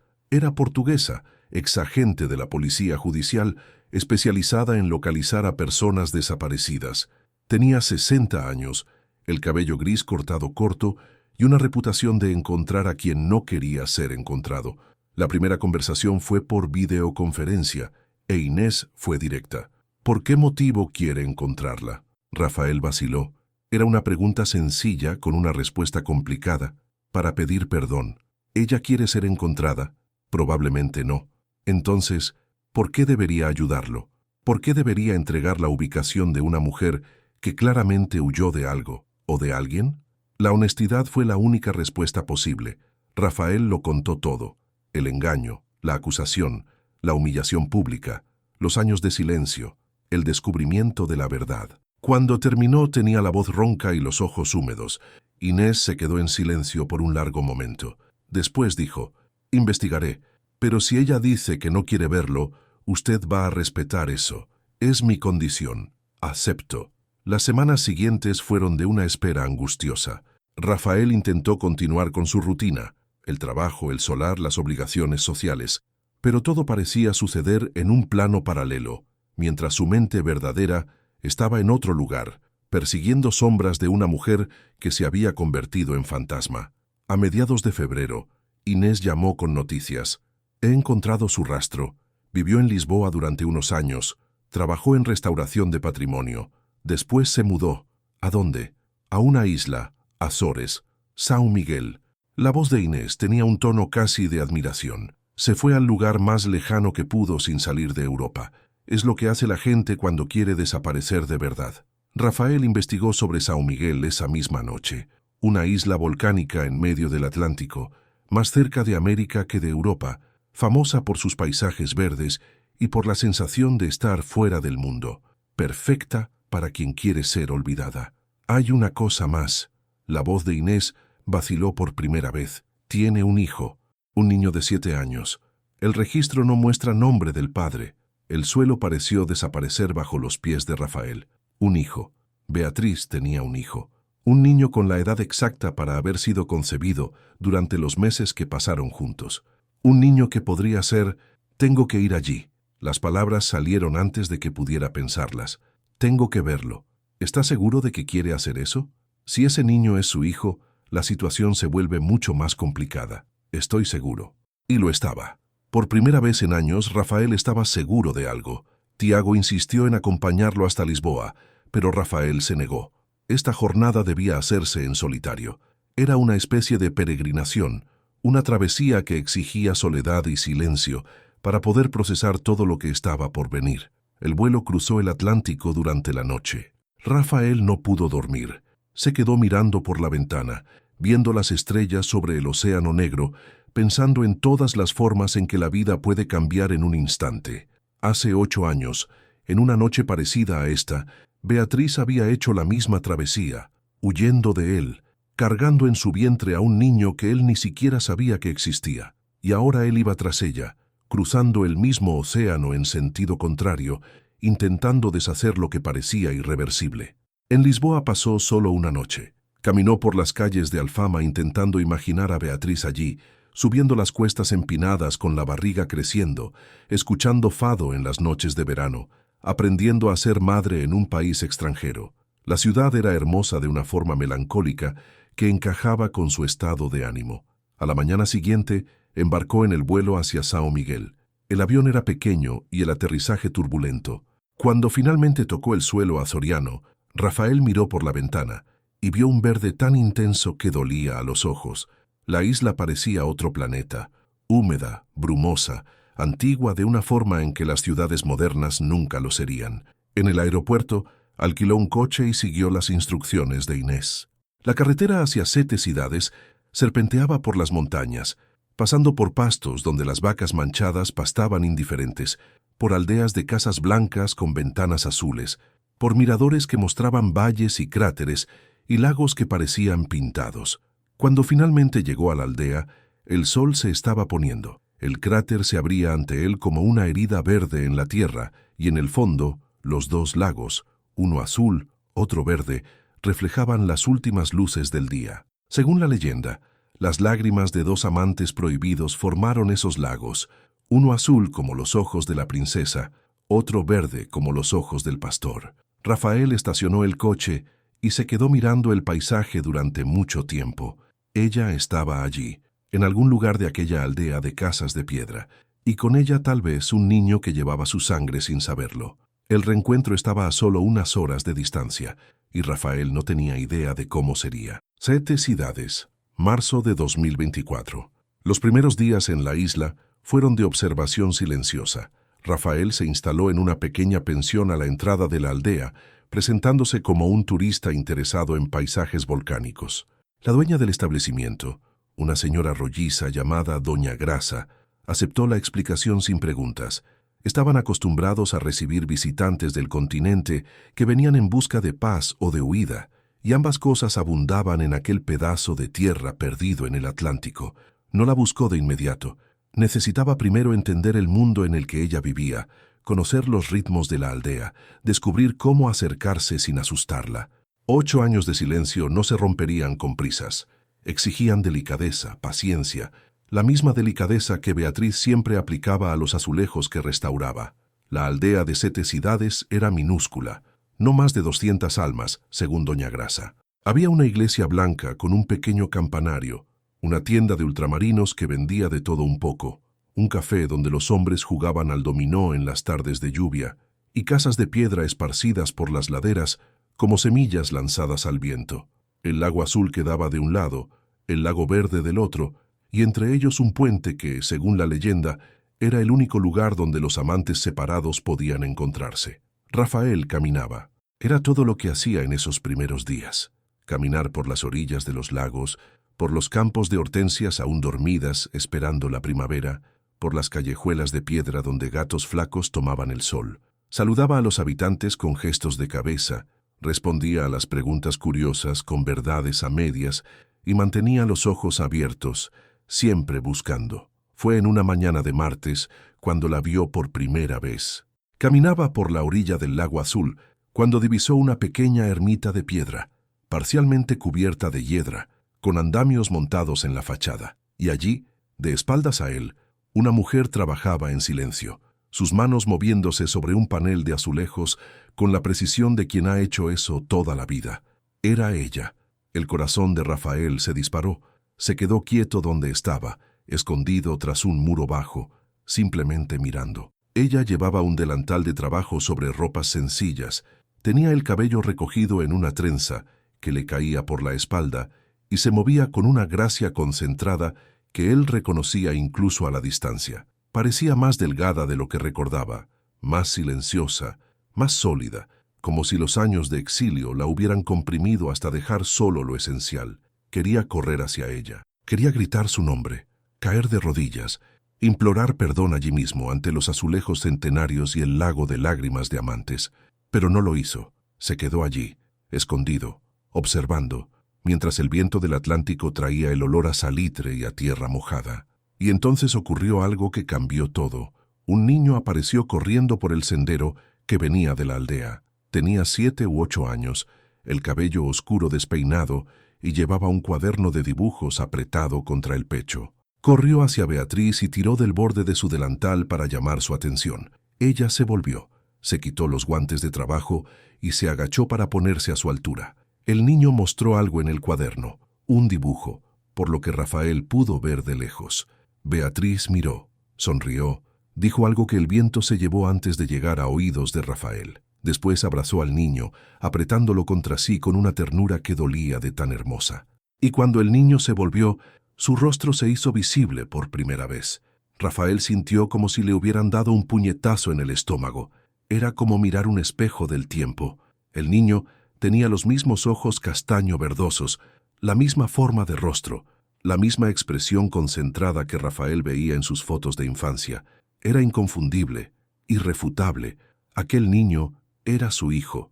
Tuvo que apoyarse en el muro para no caer. Su respiración salía en jadeos cortos, y por un momento todo giró a su alrededor como si estuviera a punto de desmayarse. Tenía un hijo. Durante 8 años tuvo un hijo, y no lo supo. Durante 8 años, aquel niño creció sin padre porque Rafael había sido ciego, cruel, demasiado injusto para merecer conocerlo. Las lágrimas vinieron sin permiso. Rafael lloró allí, escondido tras el muro, mientras del otro lado Beatriz y el niño, su niño, conversaban sobre el dibujo que él había traído para mostrar. Lloró por el tiempo perdido, por los primeros pasos que no vio, por las primeras palabras que no oyó, por los cumpleaños que no celebró. Lloró por la mujer que había criado a ese niño sola, sin ayuda, sin reconocimiento, cargando sobre sus hombros el peso de una injusticia que él había causado. Lloró por el niño que probablemente preguntaba por su padre y recibía respuestas vagas, que dibujaba rostros imaginarios en cuadernos, intentando llenar un vacío que nunca debería haber existido. Cuando las lágrimas finalmente cesaron, Rafael tomó una decisión. No se iría, no huiría esta vez, se quedaría en aquella isla por el tiempo que fuera necesario, aunque Beatriz lo rechazara, aunque ella lo mandara lejos. Porque ahora no se trataba solo de pedirle perdón a ella, se trataba de conocer a su hijo. La noche cayó sobre 7 ciudades, con su oscuridad profunda de lugar sin luces artificiales. Rafael cenó en la pensión de Doña Grasa sin lograr probar el sabor de la comida, y pasó horas despierto mirando por la ventana de su habitación, intentando procesar todo lo que había descubierto. Tenía un hijo, un niño de 7 años al que nunca abrazó, al que nunca enseñó a montar en bicicleta, al que nunca llevó a ver el mar, y en algún lugar de aquella aldea, la mujer a la que él había destruido dormía al lado de ese niño, sin saber que el fantasma del pasado finalmente la había encontrado. El reencuentro ya no podía esperar. 7 ciudades, marzo de 2024, continuación. La valentía es a veces simplemente la ausencia de alternativas. La noche siguiente al descubrimiento, Rafael caminó por la aldea hasta encontrar la pensión donde vivía Beatriz. Inés había descubierto la dirección semanas antes, pero conocer el camino no hacía que fuera más fácil recorrerlo. La pensión era una casona de piedra volcánica, con ventanas de madera pintadas de azul y un jardín frontal donde las hortensias esperaban la primavera para florecer. Un cartel discreto anunciaba «Pensión Doña Isaura, habitaciones y comidas». Había luz en una de las ventanas del segundo piso, una luz suave, amarillenta, que sugería velas o lámparas antiguas. Rafael se quedó parado ante el portón durante largos minutos. El viento nocturno soplaba desde el mar, trayendo aquel olor a sal y a distancia que parecía impregnar cada molécula de aire en la isla. Ensayó mentalmente las palabras que diría. Peticiones de disculpa, explicaciones, súplicas, pero todas parecían insuficientes, demasiado pequeñas para el tamaño de lo que había hecho. Finalmente, respiró hondo y entró. La puerta de la pensión estaba entreabierta, como en todos los lugares donde la gente aún confía en los demás. Rafael la empujó despacio y se encontró en un pequeño vestíbulo con paredes cubiertas de azulejos y un mostrador de madera oscura. Una mujer anciana, presumiblemente doña Isaura, apareció por una puerta lateral, secándose las manos en un paño de cocina. «Buenas noches, ¿busca habitación?» «No, señora. Busco a...» Se detuvo un segundo. «Busco a Beatriz. Beatriz Tavares». Doña Isaura lo examinó con ojos que parecían haber visto mucho en la vida. «¿Y el señor es?» «Rafael. Rafael Monteiro. Ella me conoce». Hubo un momento de silencio. Doña Isaura continuó mirándolo, como si estuviera decidiendo algo importante. Después, sin una palabra, se volvió y subió la escalera que llevaba al segundo piso. Rafael esperó. Cada segundo parecía una eternidad. Cuando Beatriz apareció en lo alto de la escalera, su expresión era indescriptible. No había sorpresa, como si, en algún nivel, ella siempre hubiera sabido que este momento llegaría. No había miedo, ni alegría, ni rabia, solo una especie de cansancio muy antiguo, el cansancio de quien carga con un peso desde hace demasiado tiempo. Bajó despacio, escalón por escalón, sin quitarle los ojos de encima. Vestía ropa sencilla de casa, un pantalón de chándal y un suéter ancho que ocultaba sus formas. Tenía el cabello suelto, más largo de lo que él recordaba, con algunas canas que no existían antes. Estaba más vieja, sí, pero de una forma que la hacía aún más hermosa, como un paisaje que gana profundidad con el cambio de las estaciones. Cuando llegó al final de la escalera, se quedó parada a unos pasos de él. El silencio entre ellos era denso como la niebla que cubría los lagos. 8 años. Su voz era la misma, grave, melodiosa, pero ahora con una nota de algo que él no lograba identificar. Has tardado, lo sé. Rafael quiso decir más, pero las palabras se le trabaron. ¿Cómo me has encontrado? Contraté a una investigadora, una portuguesa llamada Inés. Ah, ella asintió despacio. ¿Y qué has venido a hacer aquí? La pregunta era sencilla, la respuesta infinitamente complicada. He descubierto la verdad. Tuvo que hacer un esfuerzo para mantener la voz firme. Sobre mi tío, sobre los documentos falsificados, sobre todo. Una sombra pasó por el rostro de Beatriz. ¿Tu tío? Eduardo, confesó. Dejó una carta antes de irse del país. Contó todo. El fraude original, su implicación en el incendio, la trampa contra ti. Rafael dio un paso en su dirección. Eras inocente, Beatriz. Sabía que eras inocente en el fondo, pero estaba demasiado ciego, demasiado herido, demasiado cobarde para admitirlo. Ella no se movió, no dijo nada. He venido a pedir perdón. Las palabras empezaron a salir más rápido, como si hubieran esperado 8 años para ser dichas. Sé que no lo merezco, sé que lo que hice no tiene excusa, pero necesitaba que supieras que lo sé, que reconozco cada segundo de dolor que causé, que si pudiera volver atrás en el tiempo y hacerlo diferente, lo haría sin dudar. Beatriz continuó en silencio. Sus ojos no traicionaban emoción alguna. Y lo he visto. La voz de Rafael tembló. He visto al niño, esta mañana en la ermita. Por primera vez, algo cambió en la expresión de ella. Una tensión casi imperceptible en los hombros, un estrechamiento casi invisible en los ojos. Miguel. Ella pronunció el nombre como una oración. Se llama Miguel. Él es tu hijo. No había vacilación en su voz. Es tu hijo. El aire pareció abandonar la estancia. Rafael sintió que las rodillas le flaqueaban, pero se obligó a permanecer en pie. ¿Por qué no me lo dijiste? Porque me llamaste asesina delante de cientos de personas.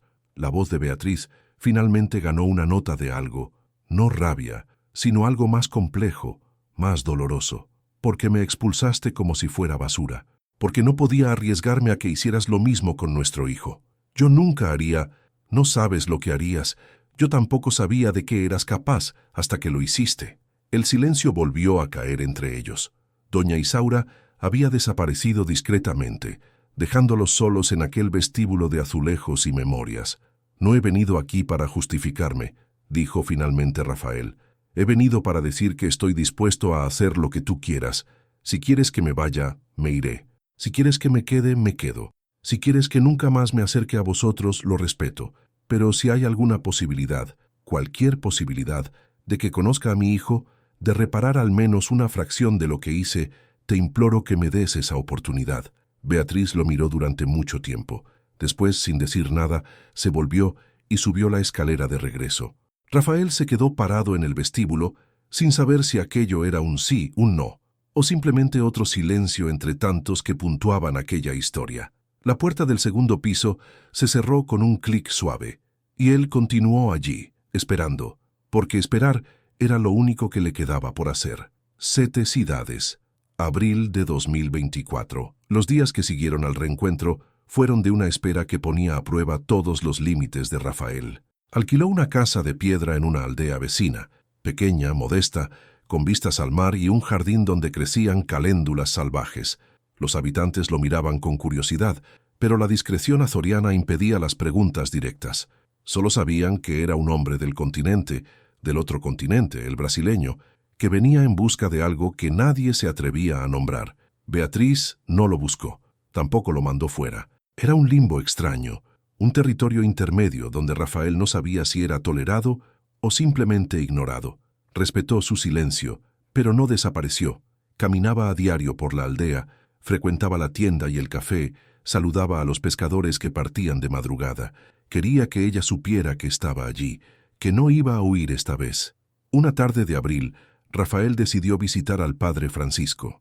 Había oído hablar de él a través de doña Grasa, el párroco anciano que era una especie de confesor no oficial de toda la aldea. Si alguien podía orientarlo sobre cómo proceder, sería él. La iglesia de 7 ciudades era una construcción sencilla, encalada, con un interior fresco donde el silencio parecía más denso. El padre Francisco estaba sentado en uno de los bancos delanteros, leyendo un breviario gastado por el uso. Levantó los ojos cuando oyó los pasos de Rafael. «¿Usted es el brasileño que se aloja en casa de doña Amelia?» No era una pregunta. «Lo soy. Mi nombre es Rafael. Sé quién es». El padre cerró el libro. «Sé también por qué está aquí». Rafael se sentó en el banco a su lado. La luz del final de la tarde entraba por las ventanas estrechas, creando haces dorados donde el polvo bailaba. «¿Habló ella con usted?» «Beatriz es mi amiga desde hace 5 años. Una de las personas más íntegras que conozco». El padre hizo una pausa. «Y también una de las más heridas». «Lo sé. Yo causé esas heridas». «¿Lo sabe de verdad? ¿Sabe lo que es criar a un hijo sola en un país extranjero? ¿Sabe lo que es despertarse cada día con miedo a que el pasado la encuentre? ¿Sabe lo que es mirar a los ojos a su propio hijo y ver el rostro del hombre que la destruyó?» Rafael tragó saliva. «No, no lo sé». «Entonces, no diga que lo sabe». La voz del padre no era agresiva, solo honesta. Reconocer la propia ignorancia es el primer paso hacia la humildad verdadera. Se quedaron en silencio por un momento. El padre parecía estar decidiendo algo. «Vino a buscarme ayer», dijo finalmente. «¿Quiere saber qué pienso sobre dejar que usted conozca a Miguel?» El corazón de Rafael se aceleró. «¿Y qué piensa usted?» «Pienso que Miguel tiene derecho a conocer a su padre. Pienso que usted tiene la obligación de ser digno de ese conocimiento. Y pienso que Beatriz…» Hizo una pausa. «Pienso que ella debe decidirlo por sí misma. Yo solo puedo ofrecer oídos y oraciones». «¿Y qué ha decidido ella?» «Aún no ha decidido, pero puedo decirle una cosa, Rafael». El padre se volvió para encararlo. «Ella no le odia. Pasó años intentando odiarle, pero no pudo. Ahora solo siente cansancio y miedo». «¿Miedo de qué?» «De que usted lastime a Miguel como la lastimó a ella. De que aparezca, conquiste el corazón del niño y después desaparezca cuando se ponga difícil. Ella ya sobrevivió a su abandono una vez. No sé si sobreviviría de nuevo. Y no sé si Miguel sobreviviría también». Rafael sintió las palabras como piedras sobre los hombros. Era exactamente lo que merecía escuchar. «No voy a abandonarlos».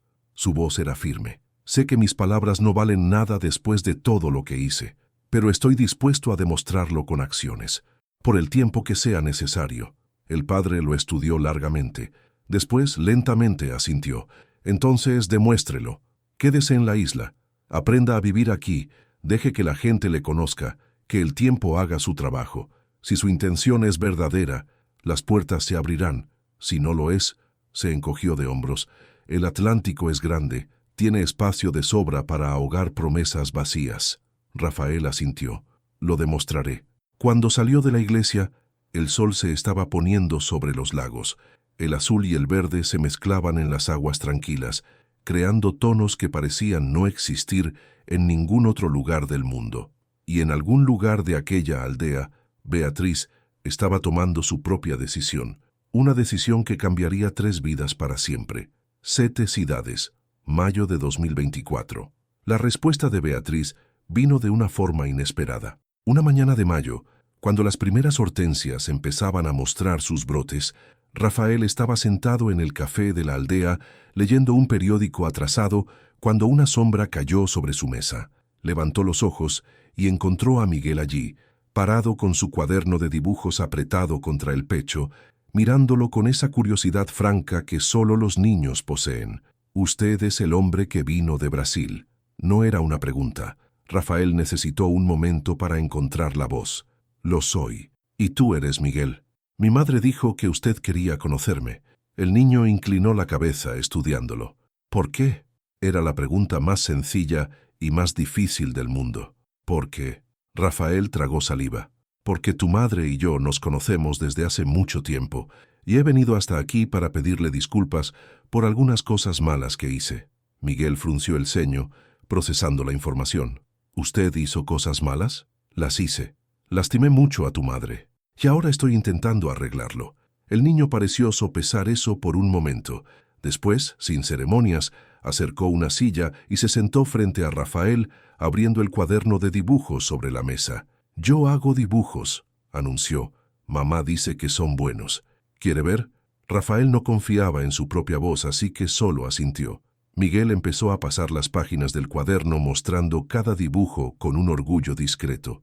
Había paisajes de la isla, los lagos, las vacas, la niebla en las montañas. Había retratos de personas, doña Isaura, el padre Francisco, su madre trabajando con los azulejos. Y había, en algunas páginas, rostros sin dueño, figuras masculinas dibujadas de memoria o imaginación, con rasgos que parecían buscar algo que el artista no sabía nombrar. ¿Quiénes son estos? Rafael señaló uno de los rostros masculinos. Miguel se encogió de hombros. No lo sé. Son personas que me invento. Mamá dice que todo artista necesita inventar personas a veces. Pero Rafael reconoció algo en aquellos rostros inventados. Algo de sí mismo, tal vez.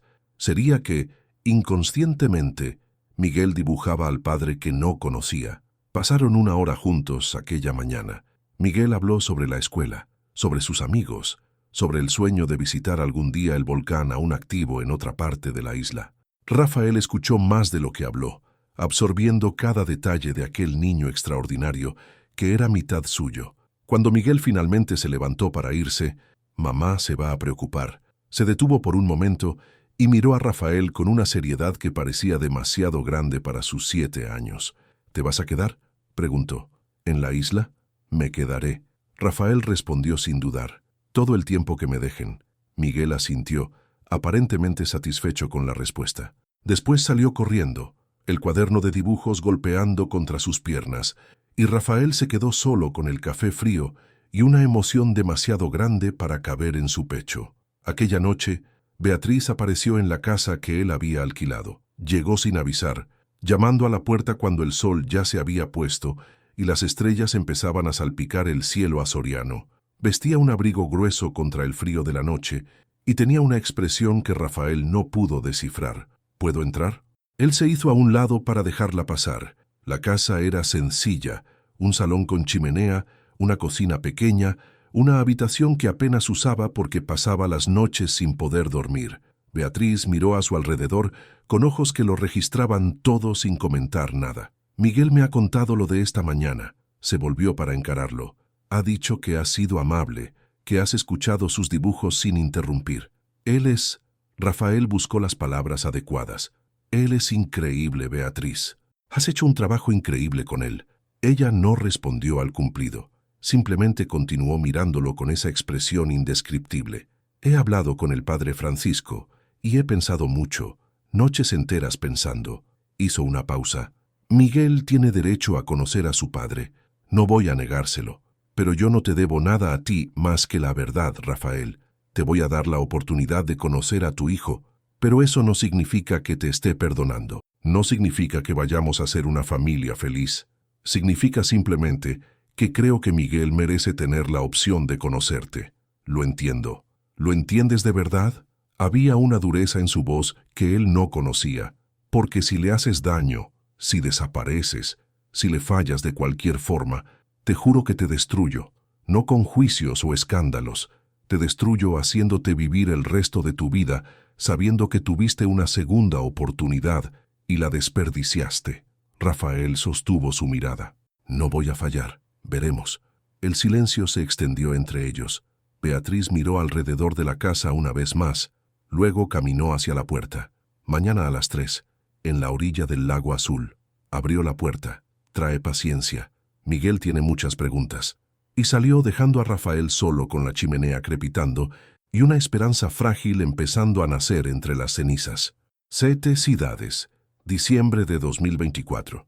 Los meses que siguieron fueron de una construcción lenta, tan lenta como el trabajo de restaurar azulejos centenarios, tan paciente como esperar a que florezcan las hortensias. Rafael aprendió a vivir en la isla, aprendió a pescar con los hombres que partían de madrugada, a conversar sobre el tiempo y las mareas en lugar de negocios y beneficios, a caminar despacio porque allí nadie tenía prisa. Aprendió que el silencio podía ser compañía, que la soledad podía ser una elección, que la sencillez podía ser riqueza, y aprendió poco a poco a ser padre.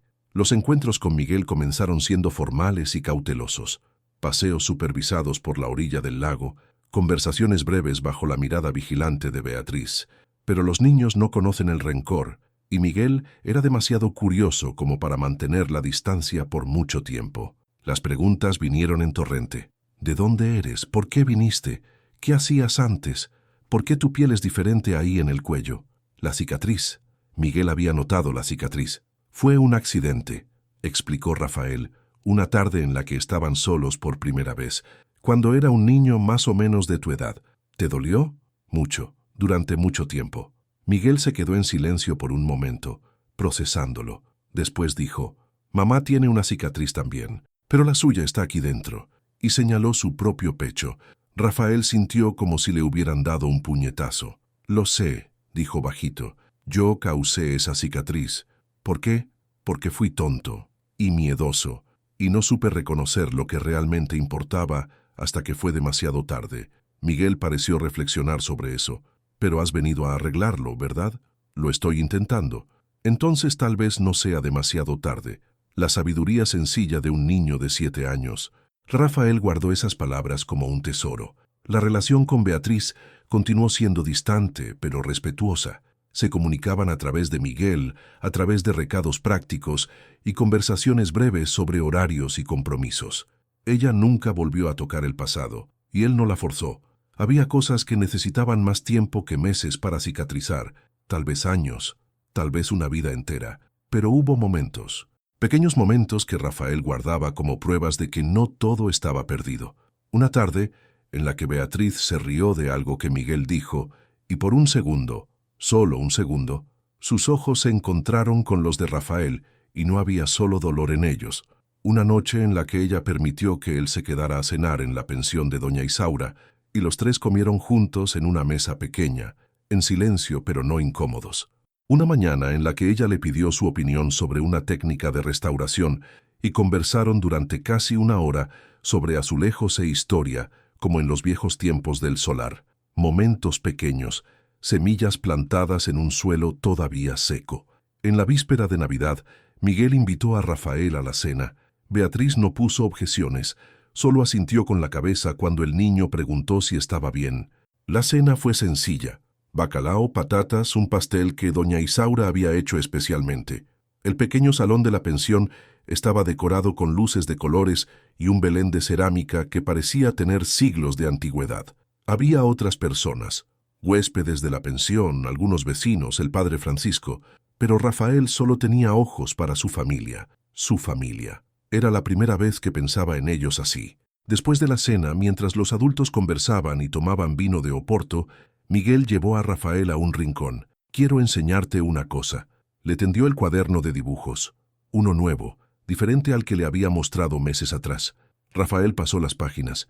Había dibujos de la isla, como siempre, dibujos de Beatriz trabajando, dibujos de patos en el lago y vacas en los campos. Y entonces, en las últimas páginas, algo nuevo, dibujos de un hombre alto, de cabello oscuro, con una marca en el cuello. Eran dibujos de Rafael. «Tú eres mi padre, ¿verdad?», preguntó Miguel bajito. Rafael sintió que le ardían los ojos. «Lo soy. Mamá me lo contó. Dijo que hiciste cosas malas, pero que viniste desde muy lejos para intentar arreglarlo». Miguel lo miró con aquellos ojos castaño verdosos que eran un espejo. «Me alegro de que hayas venido». Rafael abrazó a su hijo. Por primera vez, lo abrazó de verdad, apretándolo contra su pecho como si quisiera compensar 7 años de abrazos perdidos. Miguel le devolvió el abrazo sin dudarlo, sus brazos pequeños rodeando a Rafael con una fuerza sorprendente. Cuando finalmente se separaron, Rafael miró hacia arriba y vio a Beatriz parada en la puerta, con una taza de té en las manos observándolos. Su rostro estaba húmedo, por las lágrimas o por el reflejo de las luces de Navidad, no sabría decirlo. Por primera vez en 8 años, ella no desvió la mirada. Se quedaron así por un largo momento, los tres, conectados por hilos invisibles de pasado y presente y posibilidad. No hubo palabras, no eran necesarias. Más tarde esa noche, cuando la cena terminó y los invitados se marcharon, Rafael caminó solo por la orilla del lago. El cielo estaba despejado, las estrellas más brillantes que en cualquier gran ciudad, y el agua reflejaba la luna como un espejo de plata. Pensó en todo lo que había vivido en los últimos meses, en la isla que se había convertido en su hogar, en el hijo que estaba aprendiendo a conocer, en la mujer que tal vez, estaba empezando a perdonarlo. No estaban curados. Las cicatrices seguían allí, en la piel de él, en el corazón de ella, en la historia que cargaban. Pero las cicatrices no son solo recordatorios de dolor, son también prueba de que sobrevivimos, de que continuamos, de que la vida insiste incluso cuando queremos rendirnos. Beatriz apareció a su lado sin que él la oyera acercarse. Se quedó allí, en silencio, mirando el lago junto a él. «A Miguel le ha encantado la Navidad», dijo finalmente. «A mí también». Más silencio. El viento soplaba suave desde el mar, trayendo aquel olor a sal y a promesa que Rafael había aprendido a asociar con aquella isla. «No sé si conseguiré perdonarte por completo», dijo Beatriz. «Tal vez nunca lo consiga. Lo que hiciste marcó demasiado. Lo sé, pero…» Ella vaciló. «Pero estás aquí, y lo estás intentando. Y Miguel necesita un padre». Hizo una pausa. «Tal vez yo también necesite a alguien, algún día, con el tiempo». Rafael se volvió para mirarla. La luz de la luna iluminaba su rostro y vio allí algo que no veía desde hacía mucho tiempo. Una apertura, pequeña, cautelosa, pero real. «Esperaré», dijo él, «todo el tiempo que sea necesario». Beatriz no respondió. Simplemente continuó mirando el lago. Después de un largo momento, su mano se movió, despacio, vacilante, hasta encontrar la de él. Los dedos se entrelazaron, fríos por el viento nocturno, pero vivos. Se quedaron así, lado a lado, de la mano, mirando las aguas que, según la leyenda, guardaban las lágrimas de amantes separados por el destino. No estaban curados, pero estaban empezando, y a veces, empezar es la parte más valiente de cualquier historia. La primavera siguiente trajo las hortensias en plena floración, azules, moradas, rosas, cubriendo la isla entera como un mar de colores imposibles. Rafael, Beatriz y Miguel caminaron juntos por la orilla del lago como hacían ahora casi todos los domingos. Miguel corría por delante, cuaderno de dibujos en mano, deteniéndose a cada instante para registrar una flor, un pájaro, una nube de forma interesante. Beatriz caminaba despacio, observando a su hijo con ese amor feroz de madre que protegió sola durante tanto tiempo. Rafael caminaba a su lado, en silencio, saboreando cada segundo. En una curva del camino, donde se podían ver los dos lagos a la vez, el azul y el verde lado a lado, Miguel se detuvo y se volvió hacia sus padres.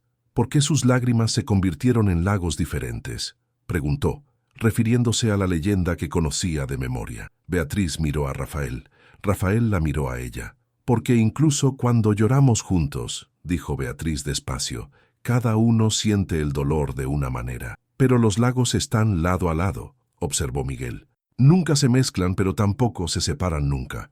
Rafael sonrió.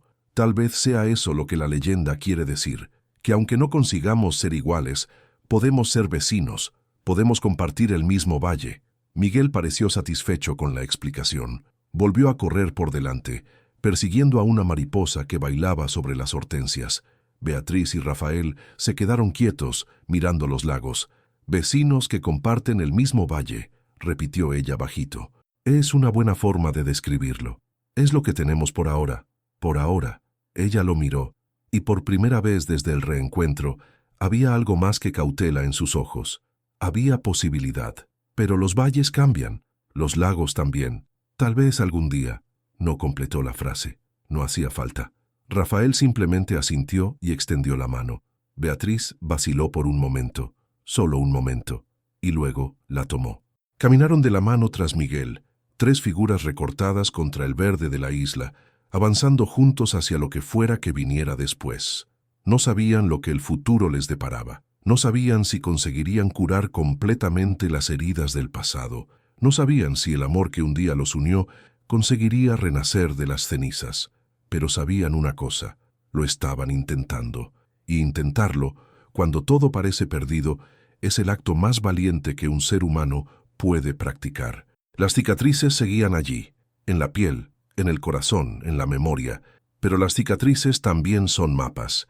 Muestran dónde hemos estado, recuerdan lo que hemos sobrevivido.